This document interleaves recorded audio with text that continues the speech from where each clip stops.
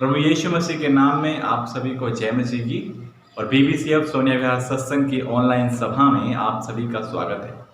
आइए हम आज की आराधना को परमेश्वर के वचन भजन संहिता 93 से पढ़ते हुए शुरू करें। भजन 93 यहाँ इस प्रकार से लिखा है कि यहोवा राजा है, उसने महात्म्य का पहरावा पहना है। यहोवा पहरावा पहने हुए और सामर्थ्य का फेटा बांधे है। इस कारण जगत स्थिर है, वह नहीं टलने का। हे यहोवा, तेरी राजगद्दी अनादि काल से स्थिर है, तू सर्वदा से है। हे यहोवा, महानंदों का कोलाहल हो रहा है, महानंदों का बड़ा शब्द हो रहा है। महानंद गरजते हैं महासागर के शब्द से और समुद्र की महातरंगों से। विराजमान यहोवा अधिक महान है, तेरी चितौनियाँ अति विश्वास योग्य है। हे यहोवा, तेरे भवन को युग युग पवित्रता ही शोभा देती है। आमीन। आइए हम आज की आराधना के लिए प्रार्थना करें। सर्वशक्तिमान परमेश्वर और दयालु प्रभु यीशु, हम आपका धन्यवाद करते हैं आज के सुंदर समय के लिए, इस आराधना सभा के लिए प्रभु, जिसमें हम आपके साथ भागी होते हैं। मैं आपसे विनती करता हूं प्रभु कि हम सभी पर आप दया करें, देखने वालों और सुनने वालों पर दया करें, ताकि प्रभु हम सब मिलकर आपकी स्तुति और आराधना अपने जीवन में सर्वदा करते चले जाएं। आज की आराधना में हम चाहते हैं कि आपका जीवित वचन हमसे बातचीत करे प्रभु, इसमें आप हमारी सहायता करें। पवित्र आत्मा आप हमारी अगुवाई करें, ताकि हम सब मिलकर प्रभु आपको स्तुति और महिमा देने वाले बन सकें। इसके लिए पिता परमेश्वर, हम आपकी सहायता की मांग करते हैं प्रभु, कि सभी बातों में प्रभु जी आप हमारी सहायता करें। सर्वशक्तिमान परमेश्वर, आप जो स्वर्ग के सिंहासन पर विराजमान हैं, हम आपकी ओर गुहार लगाते हैं, हम आपकी ओर अपनी निगाहों को लगाते हैं प्रभु, और हम चाहते हैं कि आप इसमें हमारी सहायता करें। आपके वचन के द्वारा से हर एक सुनने वाला पिता परमेश्वर आशीषित हो और उसके जीवन से प्रभु आपकी महिमा हो। इसके लिए हम आपसे प्रार्थना करते हैं और आगे की सभा को प्रभु जी हम आपके हाथों में समर्पित करते हैं। हम चाहते हैं कि आप हम सभी पर दया करें और आपकी स्तुति और महिमा हमारे जीवनों से लें। धन्यवादी हैं इस समय के लिए और आज की आराधना के लिए। प्रभु यीशु मसीह के नाम से इस प्रार्थना को मांगते हैं, आमीन।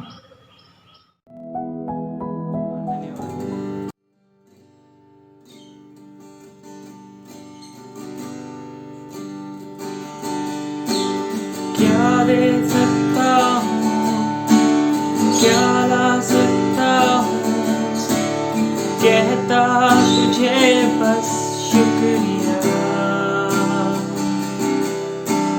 क्या दे सकता हूँ, क्या ला सकता हूँ, कहता तुझे बस शुक्रिया। तुझ में ही मेरी सुबह, तुझ में ही हर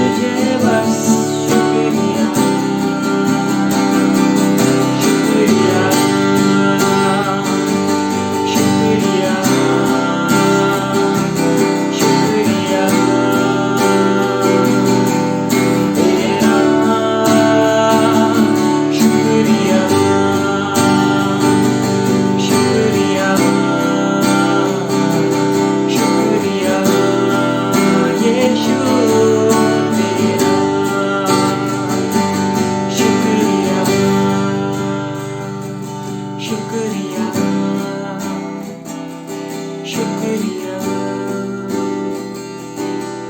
तेरा, शुक्रिया शुक्रिया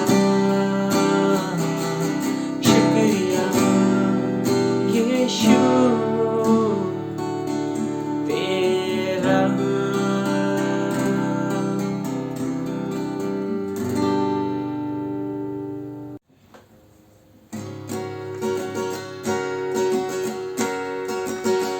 यीशु मेरे साथ है, यीशु मेरे अंदर है, यीशु मेरे साथ है, यीशु मेरे अंदर है। यीशु को मैं पहने हूँ, मुझ में वो जिंदा है। यीशु को मैं पहने हूँ, मुझ में वो जिंदा है। यीशु मेरे साथ है, यीशु मेरे अंदर है। यीशु को मैं पहने हूँ, मुझ में वो जिंदा है। यही मेरी ताकत है, ये नहीं भूलना है। यही मेरी ताकत है, ये नहीं भूलना है। कभी नहीं भूलना है, कभी नहीं भूलना है, कभी नहीं भूलना है, हाँ कभी नहीं भूलना है। यीशु मेरे साथ है, यीशु मेरे अंदर है। यीशु को मैं पहने हूँ, मुझ में वो जिंदा है। यीशु मेरे साथ है, यीशु मेरे अंदर है। यीशु को मैं पहने हूँ, मुझ में वो जिंदा है। जितनी हुकूमतें यीशु के अधीन है, शैतान की ताकतें यीशु के अधीन है। जितनी हुकूमतें यीशु के अधीन है, शैतान की ताकतें यीशु के अधीन है। सारी बीमारियां यीशु के अधीन है, सारी बीमारियां यीशु के अधीन है। यही मेरी ताकत है, नहीं भूलना है। यही मेरी ताकत है, ये नहीं भूलना है। कभी नहीं भूलना है, कभी नहीं भूलना है, कभी नहीं भूलना है, हाँ कभी नहीं भूलना है। यीशु मेरे साथ है, यीशु मेरे अंदर है। यीशु को मैं पहने हूँ, मुझ में वो जिंदा है। यीशु मेरे साथ है, यीशु मेरे अंदर है। यीशु को मैं पहने हूँ, मुझ में वो जिंदा है। शैतान चालाक है, करता वो वार है। शैतान चालाक है, करता वो वार है। पर मेरे यीशु से हो गया हार है। पर मेरे यीशु से हो गया हार है। छू भी न पाएगा अब कभी वो मुझे, छू भी न पाएगा अब कभी वो मुझे। डरा न पाएगा अब कभी वो मुझे, डरा न पाएगा अब कभी वो मुझे। यही मेरी ताकत है, ये नहीं भूलना है। यही मेरी ताकत है, ये नहीं भूलना है। कभी नहीं भूलना है, कभी नहीं भूलना है, कभी नहीं भूलना है, हाँ कभी नहीं भूलना है। यीशु मेरे साथ है, यीशु मेरे अंदर है। यीशु को मैं पहने हूँ, मुझ में वो जिंदा है। यीशु मेरे साथ है, यीशु मेरे अंदर है। यीशु को मैं पहने हूँ, मुझ में वो जिंदा है। हालेलुया हालेलुया, धन्यवाद धन्यवाद धन्यवाद धन्यवाद परमेश्वर, आपकी स्तुति हो, आपकी आराधना हो। धन्यवाद मेरे परमेश्वर, hallelujah hallelujah hallelujah hallelujah hallelujah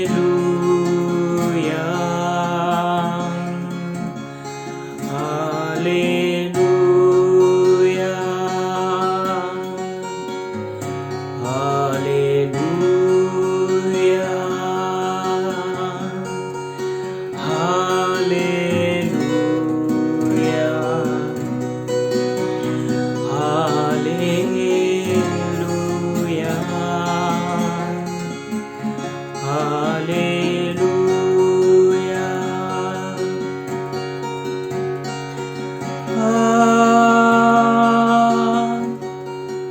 hallelujah.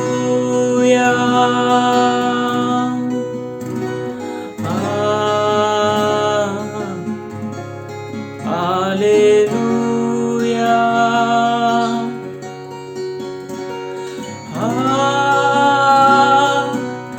Hallelujah. Hallelujah.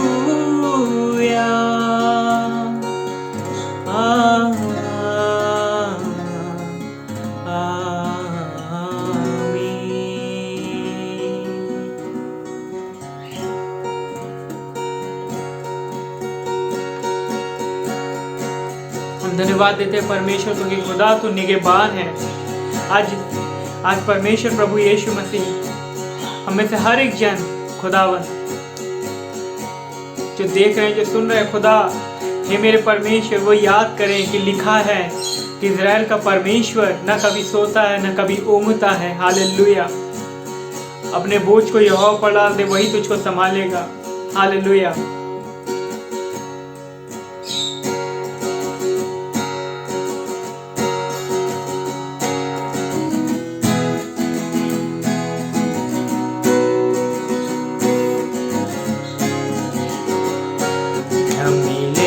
चरवाहा यीशु जैसा जी, जो भटके हुए नु वापिस लाएगा। मिलेगा चरवाहा यीशु जैसा जी, जो भटके हुए नु वापिस लाएगा। हालेलुया। हालेलुया। हालेलुया। हालेलुया। न मिलेगा चरवाहा यीशु जैसा जी, जो भटके हुए नु वापिस लाएगा। न मिलेगा चरवाहा यीशु जैसा जी, जो भटके हुए नु वापिस लाएगा। देख वो तुझको पुकारे, लौट आ यीशु के प्यारे। देख वो तुझको पुकारे, लौट आ यीशु के प्यारे। ना दोष लगाएगा तुझ पर, आ जाओ यीशु के प्यारे। आ जाओ यीशु के प्यारे। न मिलेगा चरवाहा यीशु जैसा जी, जो भटके हुए नु वापिस लाएगा। न मिलेगा चरवाहा यीशु जैसा जी, जो भटके हुए नु वापिस लाएगा।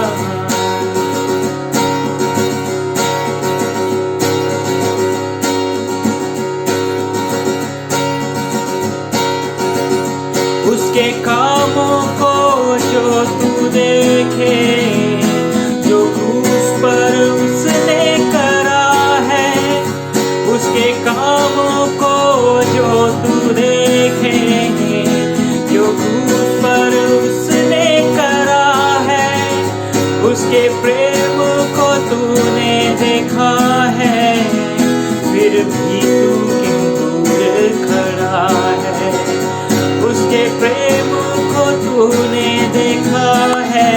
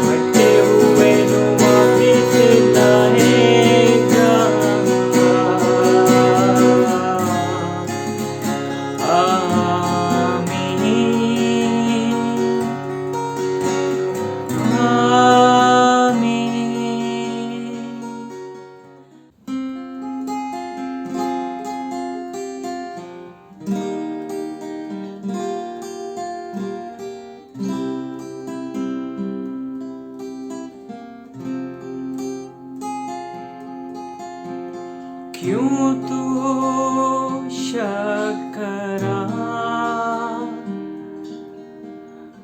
क्यों लोगों का सुना, क्यों तू शक करा, क्यों लोगों का सुना, है खुदावंद यीशु तेरे साथ खड़ा, है खुदावंद यीशु तेरे साथ खड़ा। उसने वादा जो किया है वो कभी ना छोड़ेगा, उसने वादा जो किया है वो कभी ना छोड़ेगा। शब्द खुदावंद का जो चलता नहीं पर पूरा होता है, शब्द खुदावंद का जो चलता नहीं पर पूरा होता है, शब्द खुदावंद का जो चलता नहीं पर पूरा होता है, शब्द खुदावंद का जो चलता नहीं पर पूरा होता है। Hallelujah hallelujah hallelujah hallelujah hallelujah hallelujah.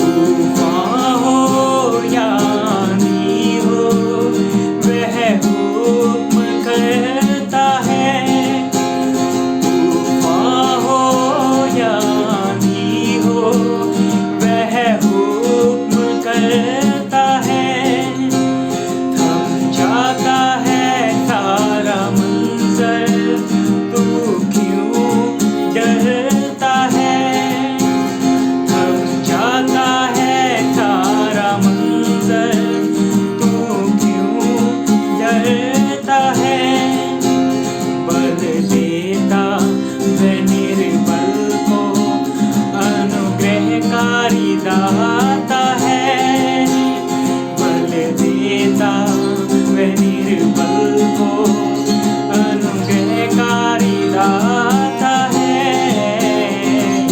शब्द खुदावंद का जो चलता नहीं पर पूरा होता है, शब्द खुदावंद का जो चलता नहीं पर पूरा होता है। खुदावंद यीशु मसीह ने कहा है कि आकाश और पृथ्वी टल जाएंगे परंतु मेरा शब्द कभी नहीं टलेगा। जो कोई मेरी बातों को ग्रहण करता है वो मुझे ग्रहण करता है और जो मुझे ग्रहण करता है वो मेरे पिता को ग्रहण करता है। क्यों तू शक करा, क्यों लोगों का सुना हो, क्यों तू शक करा, क्यों लोगों का सुना, है खुदावंद यीशु तेरे साथ खड़ा, है खुदावंद यीशु तेरे साथ खड़ा।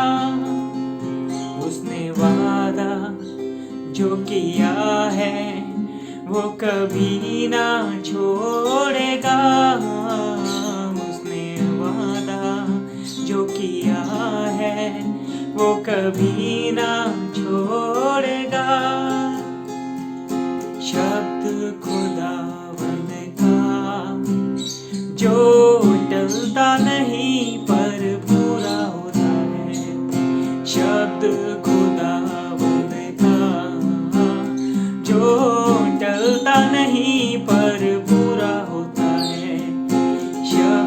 खुदावंद का, जो टलता नहीं पर पूरा होता है। शब्द खुदावंद का,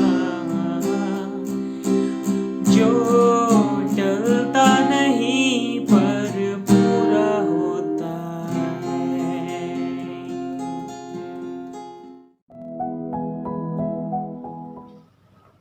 आप सभी को जय मसीह की। ये समय होगा कलीसियाई सूचनाओं का। प्रत्येक रविवार आराधना का समय सुबह 9 बजे से लेकर 10:30 बजे तक का होता है। आप हमारे साथ फेसबुक और यूट्यूब के माध्यम से जुड़ सकते हैं। हमारा फेसबुक और यूट्यूब अकाउंट है BBCF सोनिया विहार सत्संग दिल्ली। आप आराधना का वीडियो वहां से देख सकते हैं। प्रत्येक महीने के अंतिम शनिवार को हम उपवास और प्रार्थना के लिए मिलते हैं। अगले शनिवार को हम अपना समय परमेश्वर के साथ उपवास और प्रार्थना में बिताएं। हम प्रतिदिन नियमित रूप से परमेश्वर के वचन को पढ़ रहे हैं। हमने लय व्यवस्था की पुस्तक को खत्म किया, अब हम गिनती के पुस्तक पर हैं। हम परमेश्वर के वचन को नियमित रूप से पढ़ते रहेंगे। आप हमें ऑनलाइन के माध्यम से परमेश्वर के लिए अपनी भेंट दे सकते हैं। सामने स्क्रीन पर हमारे चर्च की बैंक डिटेल्स उपलब्ध हैं, जिसके माध्यम से आप अपनी भेंट हमें अर्पण कर सकते हैं। धन्यवाद। आइए वो समय है कि हमारी प्रार्थनाओं को हम परमेश्वर के सम्मुख लेकर चलें। अपने हाथों को जोड़ेंगे और आंखों को बंद करेंगे। सर्वशक्तिमान परमेश्वर, मैं आपका धन्यवाद करता हूँ इस समय के लिए प्रभु कि हम ये समय आपके साथ, आपकी संगति में, आपकी विश्वास योग्यता में, आपके वचन में प्रभु जी बिता पा रहे हैं। इसके लिए मैं आपका धन्यवाद करता हूँ प्रभु कि आपने हमें ऐसे कई माध्यम दिए हैं प्रभु, जिसके माध्यमों से प्रभु हम आपकी स्तुति और आपकी महिमा कर पाते हैं। इसके लिए प्रभु जी मैं आपका धन्यवाद करता हूँ कि हम सभी मिलकर, चाहे परिस्थितियां कैसी भी क्यों ना हो, हम सदैव पिता परमेश्वर आपकी महिमा के लिए तैयार रहते हैं। इसके लिए मैं आपका हृदय से धन्यवाद करता हूँ यीशु। इस समय मैं धन्यवादी हूँ पिछली आराधना सभा के लिए प्रभु जी। हम धन्यवादी हैं कि हम सभी को आपने नई चीज़ों को अपने वचन में से सिखाया। इसके लिए मैं धन्यवाद करता हूँ प्रभु कि उस दौरान आप हमारे साथ रहे। हर एक चीज़ में जो भी तैयारियां थी प्रभु, उन सभी को पूरा करने में आपने हमारी मदद करी, हमारी सहायता करी। इसके लिए प्रभु जी हम आपका धन्यवाद करते हैं। और खासतौर हम धन्यवादी हैं प्रभु जब हम हफ्ते के बीच में ऑनलाइन के माध्यम से आपके वचन को सीखने के लिए इकट्ठे हो पाते हैं प्रभु। इसके लिए हम धन्यवाद करते हैं पिता परमेश्वर कि आपने हमें ऐसा माध्यम दिया जिसमें हम अपने घरों में रह कर भी प्रभु जी एक साथ प्रभु जी एक दूसरे को देख पाते हैं और प्रभु जी आपकी आराधना स्तुति एक साथ मिलकर कर पाते हैं। इसके लिए मैं धन्यवाद करता हूँ। इस समय मैं प्रभु जी धन्यवादी हूँ कि हमारी हर एक कलीसिया के लोगों को प्रभु जी आपने संभाला है, आपने बचाया है। इसके लिए हम धन्यवाद करते हैं। खासतौर इस महामारी से आपने हम सभी को सुरक्षित रखा है। इसके लिए धन्यवाद करते हैं प्रभु जी। धन्यवादी हैं हमारी टीम के लिए प्रभु जी, जो दूसरों को राहत सामग्री पहुंचा पाई।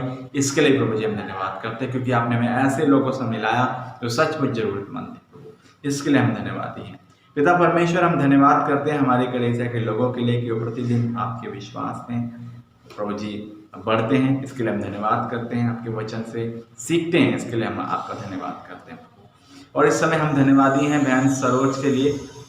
धन्यवाद करते हैं प्रभु कि उनको आपने एक नौकरी दिलाई। इसके लिए हम धन्यवाद करते हैं प्रभु कि एक अच्छी जगह वो लग पाएँ इस संकट भरे समय में। इसके लिए प्रभु जी हम धन्यवाद करते हैं। धन्यवादी हैं पिता परमेश्वर, आप उनकी सहायता करते हैं इस दौरान। इसके लिए हम धन्यवाद करते हैं प्रभु जी। हम धन्यवादी हैं बहन पूजा के लिए। धन्यवाद करते हैं पिता परमेश्वर की आपकी उसके जीवन में आपने नया वर्ष जोड़ा। और खासतौर हम धन्यवाद करते हैं भाई आयुष के लिए भी। इसके लिए भी हम धन्यवाद करते हैं कि इन दोनों के जीवन में प्रभु जी आपने नए वर्ष को जोड़ा। इसके लिए पिता परमेश्वर हम धन्यवाद करते हैं प्रभु। हम इनके जीवन के लिए आपसे प्रार्थना करते हैं कि आप प्रभु जी इनके जीवन में आप इनको आशीषित करें। आने वाले समय में प्रभु आप इनको समझ और बुद्धि प्रदान दें ताकि अपने जीवन का निर्वाह कर सकें। और खास तौर हम प्रार्थना करते हैं कि अपने जीवन में प्रभु जी आपको स्तुति और आपको महिमा देने वाले बने। हम आपसे विनती करते हैं प्रभु आप दया करें, इनको आपके वचन में मजबूत करें और होने दे पिता परमेश्वर आप सदैव इनके साथ रहें। इस समय प्रभु जी हम प्रार्थना करते हैं हमारे कलीसिया के लोगों के लिए प्रार्थना करते हैं। खासतौर भाई विशाल के लिए प्रार्थना करते हैं कि आप उसके लिए भी एक नौकरी का इंतजाम करें ताकि प्रभु अपने घर का पालन पोषण वो कर सके प्रभु। इसी प्रकार हम प्रार्थना करते हैं जबकि कब की समय से प्रभु उसके पैर में चोट लगी है। हम प्रार्थना करते हैं कि वो ठीक हो सके और प्रार्थना करते हैं उसके पिताजी के लिए प्रभु जी कि वो स्वस्थ हो सकें और जो भी उनको प्रॉब्लम्स हैं इस दौरान प्रभु आप उन्हें उनके जीवन से दूर करें। विनती करते हैं प्रभु आप इन सभी को संभालें। इसी प्रकार हम प्रार्थना करते हैं बहन संगीता के लिए भी कि आप उन्हें एक अच्छा स्वास्थ्य दें और होंदे प्रभु जच्चा और बच्चा दोनों को प्रभु जी आप संभालें, दोनों को आप स्वस्थ करें परमेश्वर, ताकि इस समय में प्रभु जी जो आशीष आप उसको देने जा रहे हैं प्रभु उस दौरान वो आपकी महिमा करें। मैं आपसे विनती करता हूँ प्रभु आप दया करें। प्रार्थना करते हैं इसी प्रकार भाई संतोष के जीवन के लिए, हम धन्यवादी हैं प्रभु उनके जीवन के लिए। प्रार्थना करते हैं जबकि अपने घर के निर्माण कार्य के लिए वो कार्य कर रहे हैं, तो आप होंदे उनकी तमाम ज़रूरतों को प्रभु आप पूरा करें, उनके साथ हों और हर एक परिस्थितियों में पिता परमेश्वर आप उन्हें सामर्थ्य दें ताकि प्रभु वो इस कार्य को इस वर्ष पूरा कर सकें। प्रार्थना करते हैं भाई धीरज के पिताजी के लिए जिनके शरीर में प्रभु जी इन्फेक्शन हो गया है। हम प्रार्थना करते हैं प्रभु आप उन्हें इस चीज़ से इन्फेक्शन से निजात दिलाएं और वह पूर्णतः तरीके से प्रभु जी स्वस्थ हों और प्रभु आपको आदर और महिमा दें।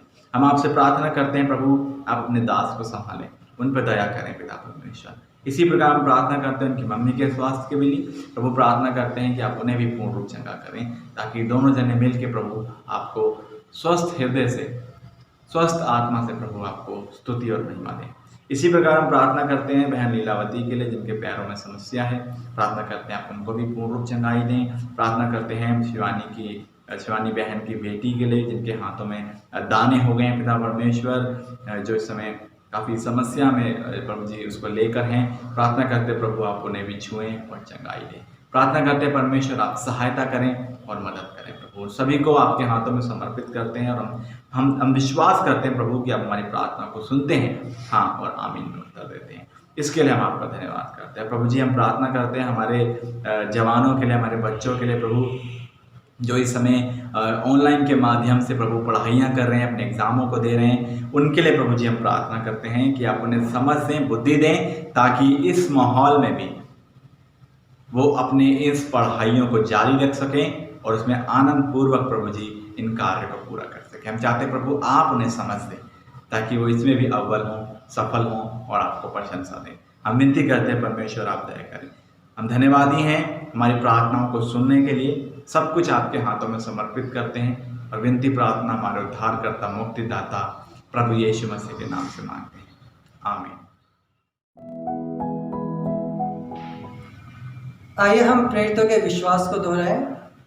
मैं विश्वास रखता हूँ सर्व सामर्थी पिता परमेश्वर पर, जिसने आकाश व पृथ्वी की रचना की, और उसके इकलौते पुत्र हमारे प्रभु यीशु मसीह पर कि वह पवित्र आत्मा की सामर्थ से देहधारी होकर कुंवारी मरियम से उत्पन्न हुआ, पेंतुस पिलातुस के राज्य में दुख उठाया, क्रूस पर चढ़ाया गया, मारा गया, गाड़ा गया, अधलोक में गया, तीसरे दिन मृतकों में से जी उठा, आकाश पर चढ़ गया और सर्व सामर्थी पिता परमेश्वर के दाहिनी हाथ बैठा है, जहाँ से वह जीवितों व मृतकों का न्याय करने के लिए आएगा। मैं विश्वास रखता हूँ पवित्र आत्मा पर, विश्वासियों की मंडली पर, संतों की संगति पर, पापों की क्षमा, देह के जी उठने और अनंत जीवन पर, आमीन।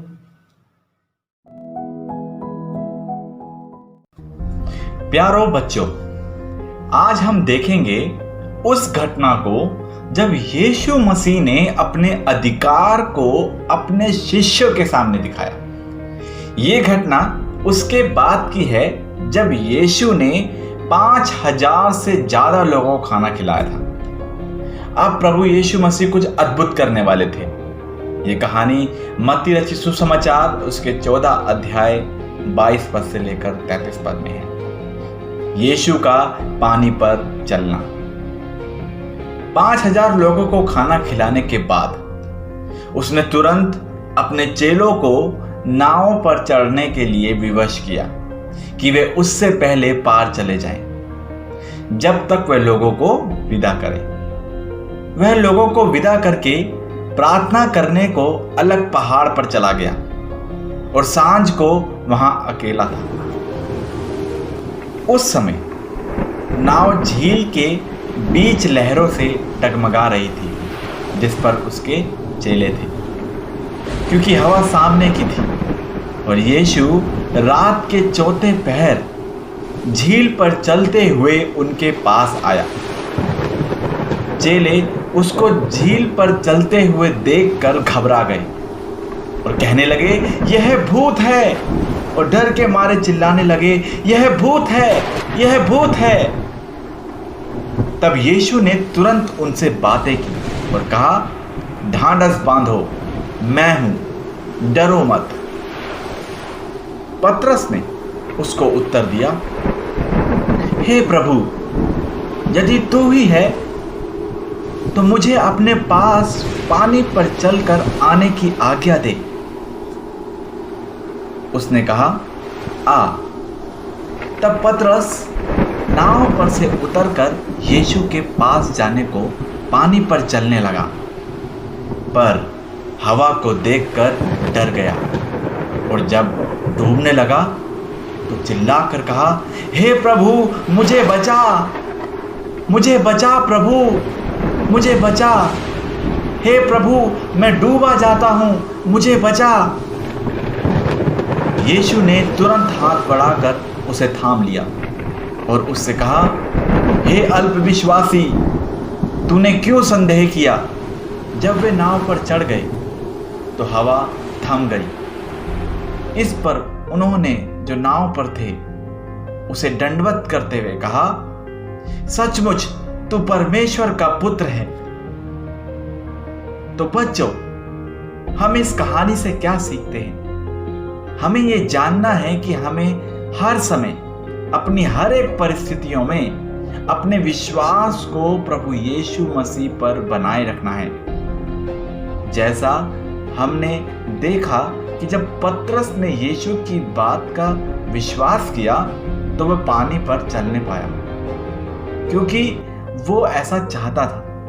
पर जब डर के कारण से उसने अपना विश्वास खो दिया तो वह पानी में डूबने लगा और यीशु को बचाव के लिए पुकारने लगा। प्रभु यीशु के पास पृथ्वी पर, आकाश पर और पानी पर भी अधिकार है, जैसा उसने दिखाया भी, क्योंकि वो परमेश्वर का पुत्र है, वो परमेश्वर है।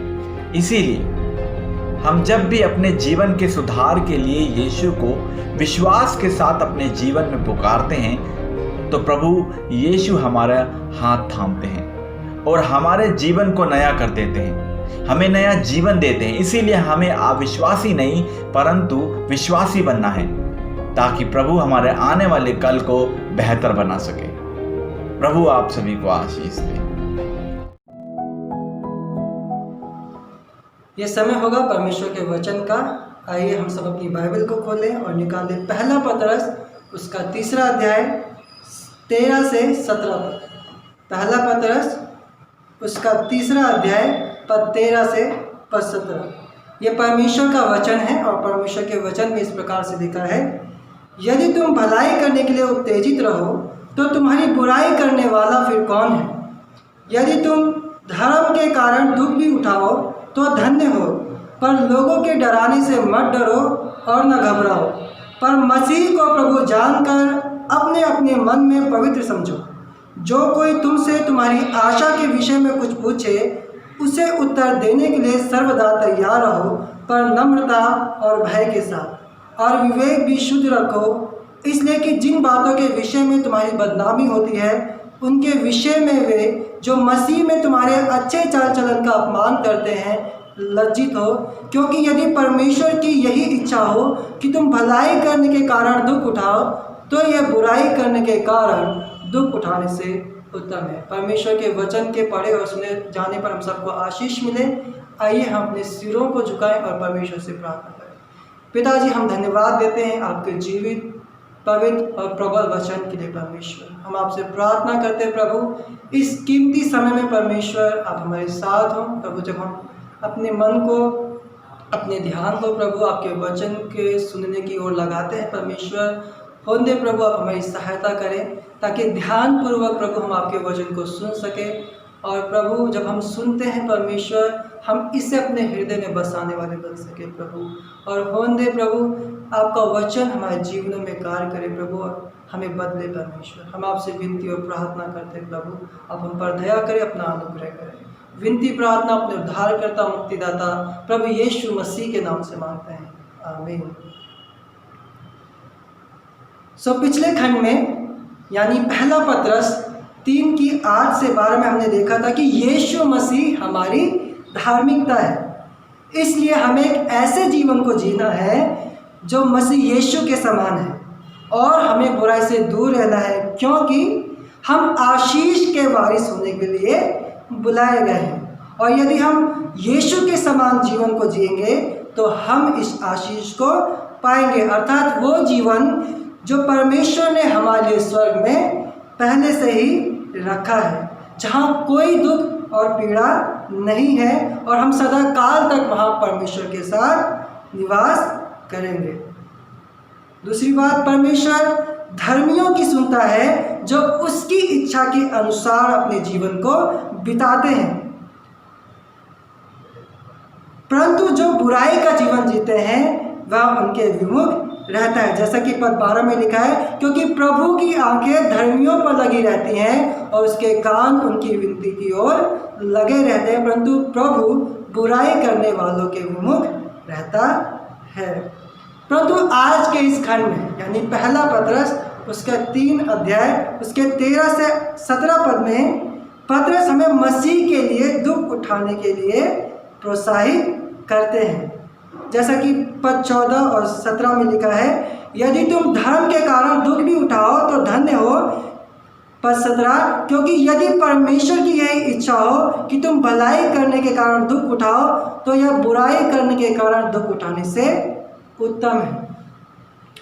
और ना केवल पत्रस हमें उत्साहित करते हैं, बल्कि पत्रस मसीह जीवन में आने वाली चुनौतियों का सामना करने के लिए हमें तैयार होने को बोलते हैं, क्योंकि मसीह जो जीवन है वो सताव और दुखों से भरा हुआ है।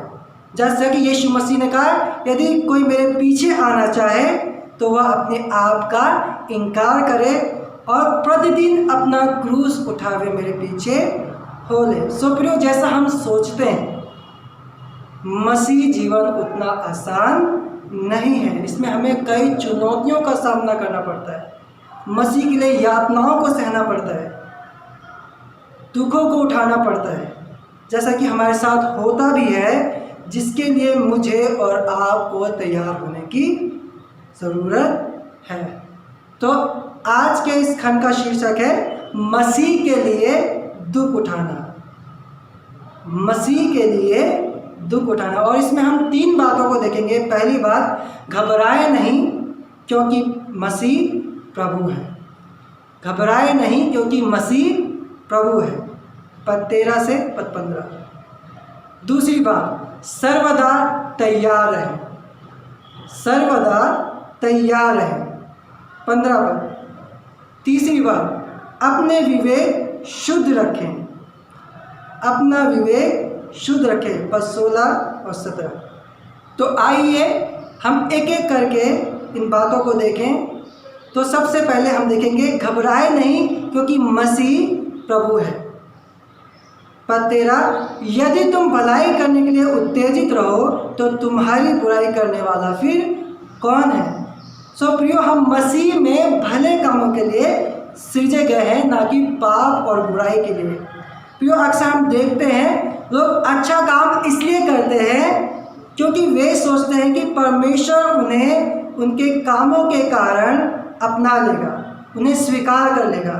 पर एक मसीह इसलिए अच्छा काम करता है और परमेश्वर के अनुसार अपने जीवन को जीता है क्योंकि परमेश्वर ने हमें पहले ही से स्वीकार कर लिया है और अपनी संतान के रूप में, अपने बेटे बेटी के रूप में हमें स्वीकार कर लिया है। जैसा बाइबल कहती है कि जितनों ने उस पर, किस पर, यानी प्रभु यीशु मसीह पर विश्वास किया, उसने उन्हें परमेश्वर की संतान होने का अधिकार दिया है, अर्थात उन्हें जो उसके नाम पर विश्वास करते हैं।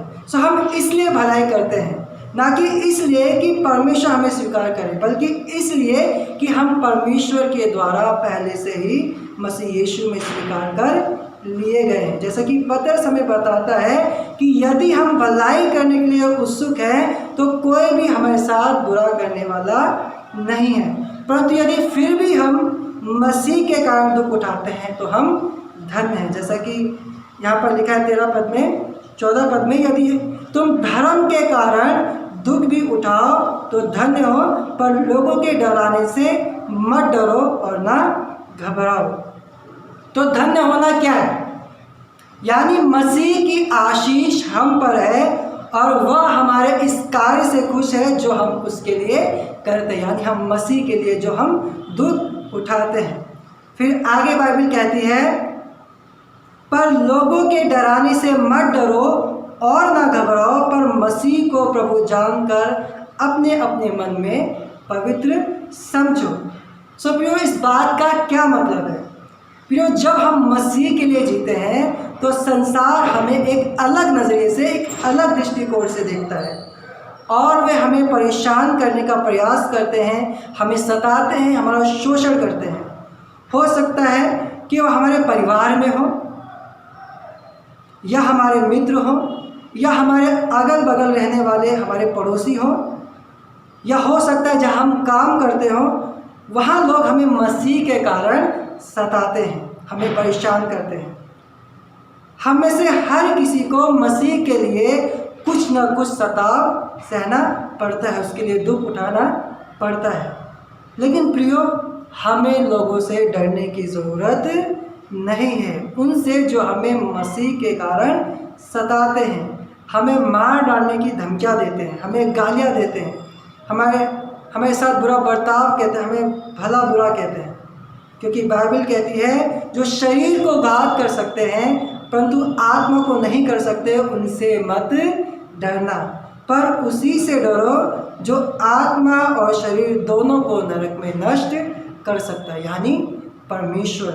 क्योंकि यदि हम उनसे जो हमें सताते हैं भय खाकर परमेश्वर को छोड़ देते हैं तो इस विषय में परमेश्वर हमारा न्याय करेगा। यदि हम मत्ती उसका 16 अध्याय 26 पद को पढ़े, वहाँ पे लिखा है, क्योंकि जो कोई अपना प्राण बचाना चाहेगा वह उसे खोएगा, और जो कोई मेरे लिए अपना प्राण खोएगा वह उसे पाएगा। सो प्रियो, हमें डरना नहीं है, परंतु हमें अपने हृदय में, अपने मन में इस बात को ध्यान रखना है कि मसीह हमारा प्रभु है, वो प्रभु जिसने सब कुछ बनाया, जो सबका मालिक है। और जबकि मसीह हमारा प्रभु है, हमें डरने की ज़रूरत नहीं है, क्योंकि सब कुछ उसके नियंत्रण में है। ऐसा कुछ भी नहीं जो उसके नियंत्रण से बाहर हो। सो प्रियो, यदि हम एक उदाहरण को देखें जो पतरस और यूहन्ना का है, जिसे हम प्रेरितों के काम उसके 4 अध्याय 1 से 22 पद पाते हैं।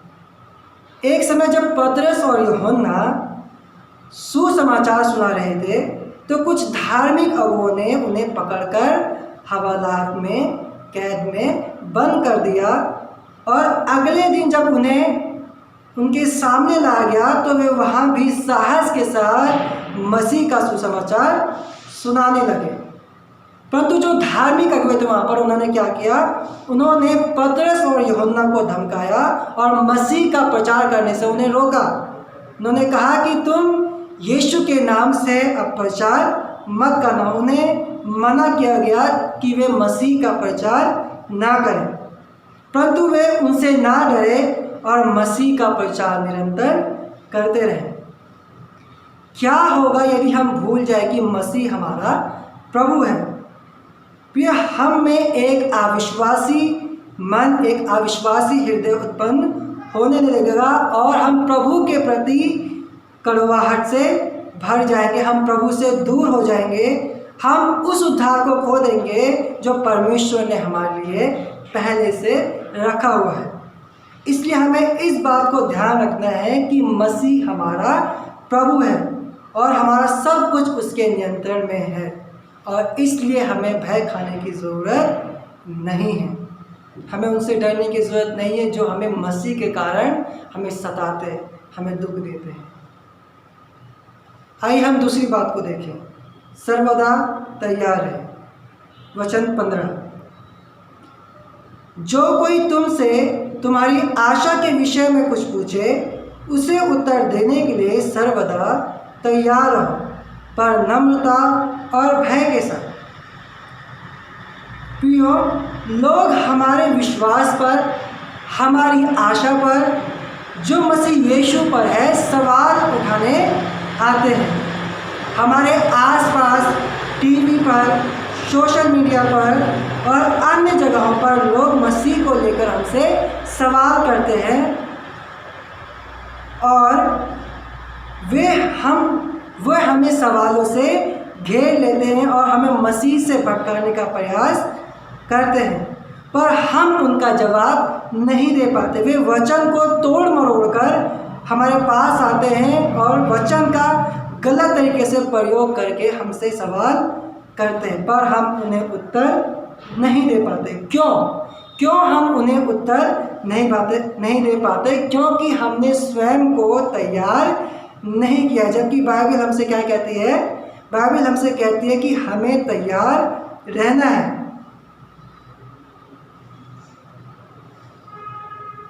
वो बाइबल कहती है कि हमें उत्तर देने के लिए सर्वदा तैयार रहना है। तो कैसे हम खुद को तैयार रखें? इसके लिए हमें यीशु का उदाहरण देखना होगा कि कैसे यीशु मसीह ने अपने चेलों को तैयार किया। उसने अपने चेलों को वचन सिखाया। उसके चेले हमेशा उसके पास वचन सीखने के लिए उपस्थित रहते थे। अतः प्रभु यीशु मसीह ने उन्हें वचन के द्वारा तैयार किया। और एक दिन ऐसा समय आया जब वे चेले निडरता से मसीह का प्रचार करते थे और लोगों के मुंह बंद करते थे। यदि हम एक उदाहरण को देखें, या कुछ इस प्रकार से जैसे कि एक योद्धा युद्ध में जाने से पहले अपने आप को युद्ध के लिए तैयार करता है। वह युद्ध की हर एक तकनीक को सीखने का अभ्यास करता है और बहुत अधिक परिश्रम करता है ताकि युद्ध में अपने विरोधियों का सामना कर सके। परंतु यदि वह बिना तैयारी के युद्ध में जाए तो क्या होगा? वह युद्ध में हार जाएगा। क्यों? क्योंकि उसने उस तैयारी को नहीं किया जो युद्ध के लिए ज़रूरी थी। प्रियो, हमें भी अपना समय परमेश्वर के वचन को सीखने में लगाना है। स्वयं को परमेश्वर के वचन से भर लेना है ताकि जब लोग हमसे हमारे विश्वास के बारे में, हमारी आशा के बारे में पूछें तो हम उन्हें उत्तर दे सकें। हमें परमेश्वर के वचन को जानना आवश्यक है, परंतु सवाल यह है कि हम कितना समय वचन को सीखने में लगाते हैं। क्या हम तैयार हैं या नहीं? क्योंकि जब हमें कोई निमंत्रित करता है तो हम उस निमंत्रण में जाने से पहले खुद को अच्छी तरीके से तैयार कर लेते हैं। परंतु क्या हमने लोगों से परमेश्वर के वचन को बताने से पहले खुद को वचन से भर कर तैयार कर रखा है? जैसा कि पौलुस तीमुथियुस को बोलता है उसके दूसरे अध्याय, तीमुथियुस दूसरा तीमुथियुस के 4 अध्याय 2 पद में कि तू समय और असमय तैयार है। प्रियो, हमें स्वयं को परमेश्वर के वचन से तैयार रखना है ताकि हम लोगों को अपनी आशा के बारे में जो मसीह यीशु पर है बता सके। और हमें ऐसा नम्रता और भय यानी आदर के साथ करना है। क्यों? इसका क्या परिणाम होता है जब हम लोगों से मसीह के बारे में नम्रता और आदर भाव के साथ बताते हैं।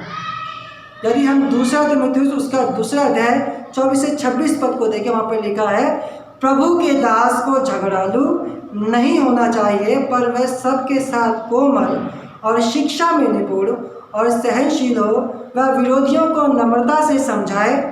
क्या जाने परमेश्वर उन्हें मन फिराव का मन दे कि वे भी सत्य को पहचाने और इसके द्वारा उसकी यानी परमेश्वर की इच्छा पूरी करने के लिए सचेत होकर शैतान के फंदे से छूट जाए। प्रियो, हमारे अच्छे व्यवहार से वे मसीह के लिए जीते जा सकते हैं। जब हम उन्हें प्रभु के वचन को सुनाते हैं तो प्रभु का आत्मा उनके हृदय में कार्य करता है और उन्हें बदल कर रख देता है।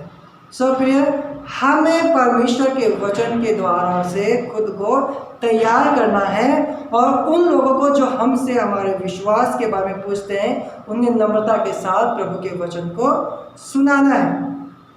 क्यों? क्योंकि मसीह ने भी स्वयं को नम्र किया और इस संसार में हम पापियों को, जो अपने पापों के कारण भटके हुए थे, जो अपने पापों के कारण खोए हुए थे, बचाने आया। वह स्वर्ग का परमेश्वर मनुष्य बनकर इस संसार में आया और हमारे पापों के लिए क्रूस पर बलिदान हुआ। सो प्रियो, इसलिए हमें भी नम्रता और दीनता के साथ परमेश्वर की सेवा करनी है। आइए हम तीसरी बात को देखें, अपना विवेक शुद्ध रखें। 16 पर, और विवेक भी शुद्ध रखो, इसलिए कि जिन बातों के विषय में तुम्हारी बदनामी होती है उनके विषय में वे जो मसीह में तुम्हारे अच्छी चाल चलन का अपमान करते हैं लज्जित हो। सो प्रियो, हम सबके पास एक विवेक है। ये कुछ ऐसा है जो हमारे मन में हमसे बातचीत करता है और जिसके द्वारा से हम यह निर्णय लेते हैं कि हमारे लिए क्या सही है और क्या गलत। लेकिन जब हम अपने जीवन में गलत निर्णय लेते हैं या हम कुछ गलत करते हैं तो हमारा विवेक यानी हमारा जो मन है हमें दोषी ठहराने लगता है और हमारा विवेक दूषित हो जाता है। तो सवाल ये है कि कैसे हम अपने विवेक को शुद्ध रखें, कैसे हम उसे सुरक्षित रखें। जैसा कि 16 पद में लिखा है, इसलिए कि जिन बातों के विषय में तुम्हारी बदनामी होती है उनके विषय में वे जो तुम्हारे मसीह में तुम्हारे अच्छे चाल चलन का अपमान करते हैं लज्जित हों। सो प्रिय, मसीह में हमें ऐसा जीवन जीना है जिससे हमारी बदनामी ना हो, ऐसा जीवन जिससे लोग ठोकर ना खाए और हमारा विवेक हमें दोषी ना ठहरे। जैसे कि पौलुस प्रेरितों के काम उसके 24 अध्याय 16 पद में कहते हैं, इससे मैं आप भी यत्न करता हूँ कि परमेश्वर की और मनुष्यों की ओर से मेरा विवेक सदा निर्दोष रहे। सो प्रियो, ऐसा जीवन हम केवल स्वयं के प्रयासों से नहीं जी सकते, बल्कि हमें इसके लिए प्रभु के आत्मा की सहायता की आवश्यकता है जो हमारे साथ है और हमें सामर्थ्य देता है कि हम मसीह के समान एक अच्छे और पवित्र जीवन को जिए। और जब हम ऐसा जीवन जिएंगे तो जो लोग हम पर मसीह के कारण उंगली उठाते हैं, हमारी बदनामी करते हैं, हमें लज्जित करते हैं, वे खुद लज्जित हों और उनके मुंह बंद हों। सो प्रियो, हमें मसीह के लिए दुख उठाने के लिए तैयार रहना, और जब मसीह के लिए हमें दुख और सताव सहना पड़ता है तो हमें लोगों से भयभीत होने की आवश्यकता नहीं है, क्योंकि हमें इस बात को ध्यान रखना है कि मसीह हमारा प्रभु है। हमें स्वयं को प्रभु के वचन से तैयार करना है ताकि जब लोग हमसे मसीह को लेकर सवाल उठाते हैं और हमें विश्वास के ऊपर प्रश्न उठाते हैं तो हम उन्हें नम्रतापूर्वक समझा सके। और अच्छे चाल चलन के द्वारा अपने विवेक को हमें शुद्ध रखना है ताकि हम लज्जित ना हो, क्योंकि जैसा पद 17 में लिखा है, क्योंकि यदि परमेश्वर की यही इच्छा हो कि तुम भलाई करने के कारण दुख उठाओ तो यह बुराई करने के कारण दुख उठाने से उत्तम है। सो क्या हम मसीह के लिए दुख उठाना उत्तम समझते हैं? क्या हम मसीह के लिए दुख उठाने के लिए तैयार हैं? प्रिय, हमें स्वयं को तैयार करना है और आने वाली चुनौतियों का सामना करना है। परमेश्वर आप सभी को अपने वचन के द्वारा से आशीष दे। आइए हम अपने सिरों को झुकाएं और परमेश्वर से प्रार्थना करें। पिताजी, हम आपके सम्मुख आते और धन्यवाद देते हैं आज के इस वचन के लिए। प्रभु, जो हमने सुना है प्रभु, हम में से प्रत्येक के संग साथ हो प्रभु, इस वचन को हमारे जीवन में लागू करने में, इसे अमल करने में आप हमें सहायता करें परमेश्वर। वंदे प्रभु, आपका आत्मा हमें सहायता करे, मदद करे प्रभु। इस प्रार्थना को अपने उद्धारकर्ता मुक्तिदाता प्रभु यीशु मसीह के नाम से मांगते हैं, आमीन। आइए हम आशीष वचन की ओर चलें। अब जो तुम्हें ठोकर खाने से बचा सकता है और अपनी महिमा की भरपूरी के सामने मगन और निर्दोष करके खड़ा कर सकता है, उस एकमात्र परमेश्वर हमारे उद्धारकर्ता की महिमा और गौरव और पराक्रम और अधिकार हमारे प्रभु यीशु मसीह के द्वारा जैसा सनातन काल से है, अब भी हो और युगानुयुग होता रहे। आमीन। आप सभी को जय मसीह की और परमेश्वर आप सभी के साथ हो और सदैव आपकी सहायता करे। धन्यवाद।